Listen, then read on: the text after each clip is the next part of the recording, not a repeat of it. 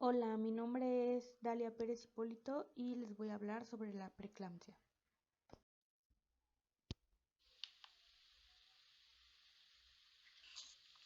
La preeclampsia es una complicación del embarazo caracterizada por el aumento de la presión arterial, arriba de 140 sistólica y 90 diastólica, en un tiempo prolongado. Generalmente comienza después de las 20 semanas del embarazo. Tiende a ocurrir más a menudo durante un primer embarazo, en embarazos múltiples gestacionales o en mujeres mayores de 35 años. Otro factor de riesgo es tener diabetes, obesidad o antecedentes familiares de preeclampsia e hipertensión.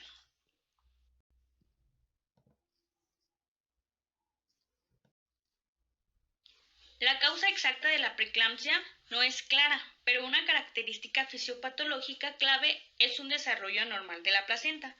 Normalmente, durante el embarazo, las arterias espirales se dilatan de 5 a 10 veces su tamaño normal. Se desarrollan en grandes arterias uteroplacentarias capaces de suministrar grandes cantidades de sangre al feto en desarrollo. Es la tercer cuadrito. Aquí podemos ver una placenta normal.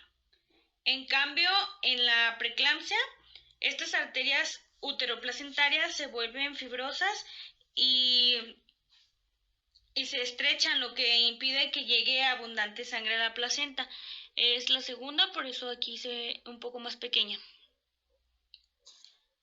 Una placenta mal prefundida puede conducir a la restricción del crecimiento intrauterino e incluso la muerte del feto. La placenta hipoprefundida comienza a liberar proteínas proinflamatorias. Estos ingresan en la circulación de la madre, recubriendo las células endoteliales y los vasos sanguíneos se vuelven disfuncionales. El resultado de esto es vasoconstricción que afecta a los riñones de manera que empiezan a retener sodio, provocando la hipertensión. Las presiones sanguíneas extremas pueden provocar un accidente cerebrovascular hemorrágico o desprendimiento de la placenta, en el que la placenta se desprende prematuramente de la pared uterina.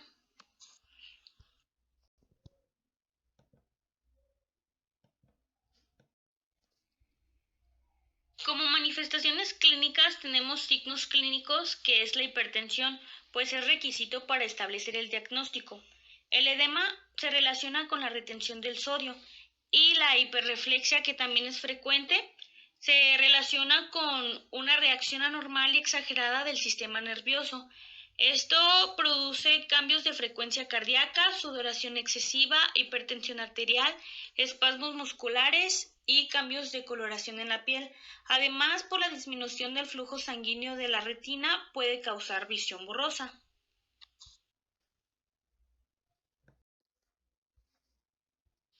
Como datos de laboratorio tenemos en la función renal la proteinuria. Puede haber ciertas áreas locales de vasoespasmos, lo que significa que puede llegar menos sangre en ciertas partes del cuerpo. La reducción del flujo sanguíneo en los riñones puede causar daño glomerular que conduce a la oliguria y proteinuria. Hay también hallazgos de hematología, que es hemoconcentración, se refleja en un aumento del hematocrito y trombocitopenia. La lesión endotelial conduce a la formación de muchos trombos pequeños. Este proceso utiliza grandes cantidades de plaquetas, lo que hace contraproducente para los glóbulos rojos transitar por este medio y provoca que en poco tiempo choquen con estos coágulos y se destruyan. A este proceso se le conoce como hemólisis. La lesión aumenta la permeabilidad vascular, permitiendo que el agua salga de los vasos sanguíneos por medio de las células endoteliales vecinas y entran a los tejidos. Por eso existe un edema generalizado y puede llegar a ser edema pulmonar. Con hallazgos hepáticos tenemos el aumento de las transaminasas. La reducción del flujo sanguíneo al hígado puede causar lesión e inflamación hepática grave, una elevación en las enzimas hepáticas y el estiramiento de la cápsula alrededor del hígado.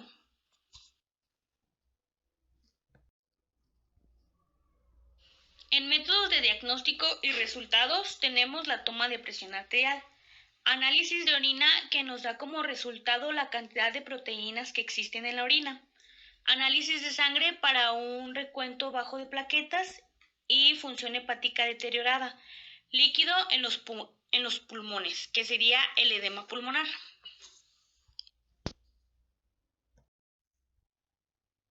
Tratamiento médico. Tratamiento preparto antes de las 37 semanas. Con preeclampsia leve tenemos reposo en cama, vigilancia de la presión arterial y las proteínas urinarias, pruebas sin estrés 2 veces por semana y vigilancia por laboratorios. Con preeclampsia grave estable, antes de las 24 semanas de gestación debe de ofrecerse la interrupción del embarazo. Antes de las 32 semanas, el tratamiento debe ser expectante y el control de la presión arterial. Requiere vigilancia fetal materna intensiva y administración prenatal de corticosteroides. Los corticosteroides ayudan a la maduración de los pulmones en los neonatos.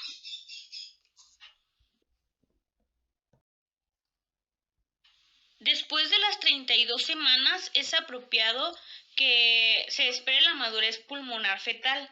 Si la madurez fetal pulmonar es negativa, es necesario administrar esteroides prenatales antes de las 34 semanas. La preeclampsia grave inestable se debe realizar el parto cuanto antes.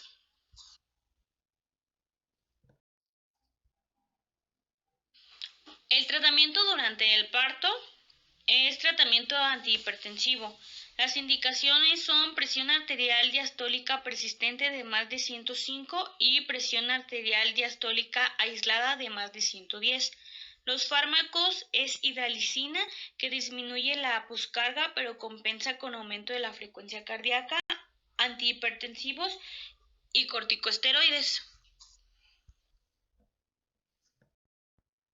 Por último, tenemos los diagnósticos Nanda, Nick y NOC, que son tres los más importantes. Como primer diagnóstico Nanda tenemos el exceso de volumen de líquidos, que está relacionado con preeclampsia y manifestado por edema, oliguria y aumento de peso en un corto periodo de tiempo. Este exceso de volumen podemos tener intervenciones de la NIC, que es el manejo de líquidos y la monitorización de signos vitales. Las actividades se basan principalmente en la evolución de líquidos, la cantidad, el color, administrar diuréticos acorde a prescripción médica, y en monitorización de signos vitales pues sería presión arterial, temperatura, estado respiratorio, observar periódicamente el color y humedad de la piel, si hay cianosis central y periférica, medir y registrar el llenado capilar. Y como intervenciones tenemos como resultado la severidad de la sobrecarga de líquidos y como indicador edema generalizado, letargia, cefalia, aumento de presión sanguínea, entre otros. Como segundo resultado en Nanda tenemos la disminución del gasto cardíaco, que se relaciona con la alteración del ritmo cardíaco manifestado por taquicardia, alteraciones de la presión arterial, color anormal en la piel, disnea, oliguria, piel fría y sudorosa. Como indicadores tenemos la presión arterial sistólica, presión arterial diastólica, presión arterial media, saturación de oxígeno, velocidad del pulso radial, femoral, braquial, color de piel y gasto urinario. Y en actividades pues se va a realizar la monitorización del ritmo cardíaco, la temperatura y la función renal. Esos son las principales actividades que se tienen que hacer. Esto porque al estar reteniendo los niveles de BUN y creatinina hace que se alteren los resultados también en el ritmo cardíaco. Como tercer resultado Nanda tenemos el deterioro de la eliminación urinaria. Esta está relacionada con múltiples causas y manifestado por la retención de orina. Como actividades tenemos que determinar la cantidad y tipo de ingesta de líquidos, monitorizar el peso, los ingresos y egresos de líquidos, el color, cantidad y gravedad específicas de la orina. Y como indicadores tenemos el patrón de eliminación, olor de orina, cantidad de orina, color de orina e ingesta de líquidos. El control de líquidos es muy importante porque a mayor concentración de líquidos, mayor presión arterial. Esto pone en riesgo el riego sanguíneo que llega a la placenta y, de ser severo, causaría la muerte tanto del feto como de la madre. Esto sería todo de mi parte. Muchas gracias por su atención y espero que me hagan llegar todas sus dudas. Gracias.